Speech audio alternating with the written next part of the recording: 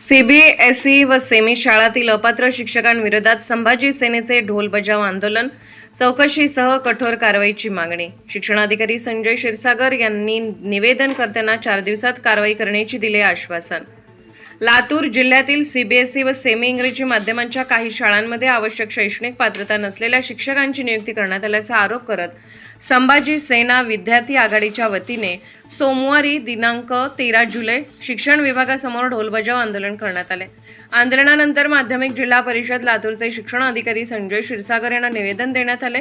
या निवेदनात संबंधित शाळांमधील शिक्षक नियुक्तीची सखोल चौकशी करून अपात्र शिक्षकांची नियुक्ती करणाऱ्या संस्थाचालकांवर तसेच संबंधित शिक्षकांवर कठोर कारवाई करण्याची मागणी करण्यात आली।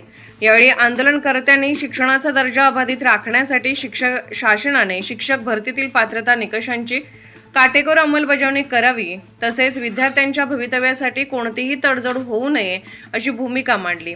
घोषणाबाजी आणि ढोल बजाव आंदोलनातून शिक्षण विभागाचे लक्ष वेधण्यात आले। संभाजी सेनेच्या पदाधिकाऱ्यांनी प्रशासनाने या प्रकरणाची तातडीने चौकशी करून दोषींवर कारवाई करावी, अन्यथा भविष्यात आणखी तीव्र आंदोलन छेडण्यात येईल असा इशाराही दिला।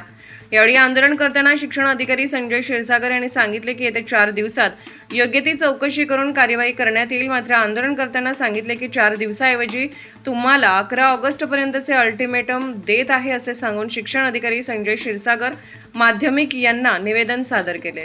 आम्हाला काय म्हणलो ह्याच्याशी देणं घेणं नाही। 11 तारखेला पुढल्या महिन्यातल्या 11 तारखेला येणाऱ्या 11 तारखेला ऐका ना, जर येणाऱ्या 11 तारखेला तुम्हाला आम्ही पुढल्या 11 तारीख दिलो, लगेच आम्हाला 0 मिनिटात तुम्ही निकाल द्या म्हणणार।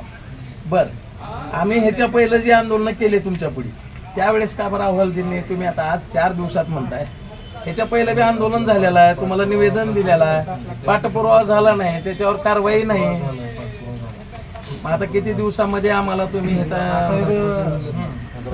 आपण सांगितल्याप्रमाणे समिती गठीत नाही समिती गठीत केली म्हणून सांगितलं, समितीचा अहवाल येणार आहे म्हणून सांगितलं। पण आज रोजीपर्यंत आपली समिती कोणत्या स्तरावर काम ग्राउंड लेवलला करीत नाही। आपली समिती काय करते, आपण जबाबदार पदावर शिक्षणाधिकारी म्हणून आहात, पण आपले जे कर्मचारी आहेत हे फक्त त्या संस्थाचालकाच्या ऑफिसमध्ये जाण्याचं काम करतात, फक्त त्या ठिकाणी गेल्याच्या नंतर चहा पाणी करण्याचं काम करतात आणि वापस येतात। आणि विषय असा आहे, सांगतो साहेब तुम्हाला, नाही सांगतो साहेब, आणि तिथे गेल्याच्या नंतर मला एकच नाही अर्धवट नाही साहेब, आमचं मत एवढंच आहे नाही आमचं ऐकून नाही, आम्ही प्रत्येक वेळेस आल्याच्या नंतर आपलंच ऐकलं साहेब, आता आमचं ऐकून घ्या फक्त। विषय असा आहे तुम्ही गेल्याच्या नंतर डायरेक्ट एखाद्या वर्गावर जावा ना, तुम्ही डायरेक्ट कॅबिन मध्ये कशाला जाता? लक्षात येणार ते असा विषय व्हायला लागलाय। आपण जी समिती गठीत केली आहे ती चुकीची समिती काम करत आहे, दुसरी समिती तुमचं वाच राहणं गरजेचं आहे, समितीवर तुमचं